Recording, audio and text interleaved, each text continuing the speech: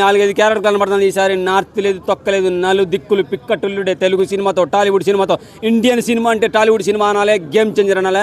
అది కూడా సంక్రాంతికి ఈ సైట్ అయినా లేటెస్ట్గా వచ్చాడు. రాడ్లు దించుడే, 90 mm దించడా, 180 దించడా, ఇంకా ఆలోచించేసుకోండి.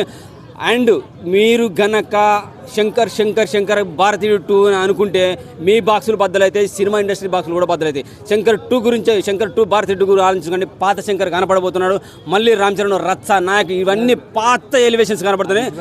సో విజువల్స్ అయితే వండర్ఫుల్గా ఉన్నాయి. బీజిఎమ్స్ కానీ, ఎలివేషన్స్ కానీ, అలాగే పొలిటికల్గా, అలాగే ఒక కలెక్టర్గా, అలాగే కలెక్టర్ పక్కన ఒక బంట్రోత్ గెటప్లోనో, డ్రైవర్ గెటప్లో సునీల్ కనబడుతున్నాడు. సునీల్కి ఒక బంట్రోత్ లాంటి గెటప్, డ్రైవర్ లాంటి గెటప్ ఇచ్చినట్టు అది ఎంత హైప్లో ఉండబోతుందో.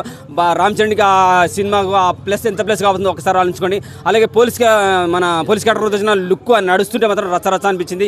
కొన్ని బియ్యం బచ్చాలు చూపించారు. అంటే బాబాయ్ ఈ మధ్య చేస్తున్న కొన్ని సన్నివేశాలు, రియల్ లైఫ్లో పోలీస్ స్టేషన్ ఆయన ఒక డిప్యూటీ సీఎంగా చేసిన కొన్ని సన్నివేశాలు, బియ్యం బత్తాలు, అవి సీజ్ ద షిప్ అనే సన్నివేశాలు, అటువంటి సన్నివేశాలు హెలికాప్టర్ నుంచి ఇంకా నాయన క్లైమాక్స్కి వచ్చేసరికి మరి ఎవర్రా వాడు అనేది మన ఎవడు సూర్యాచితంగా గేమ్ చేంజర్ సినిమాతో మరో తెలుగు సినిమా ఇండస్ట్రీకి అతిపెద్ద విలన్ కాబోతున్నాడు.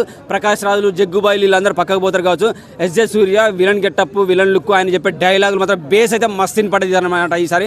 సో ఆ విలన్ క్యారెక్టర్ కూడా సినిమాకి చాలా ప్లస్ అయ్యే అవకాశం ఉంది.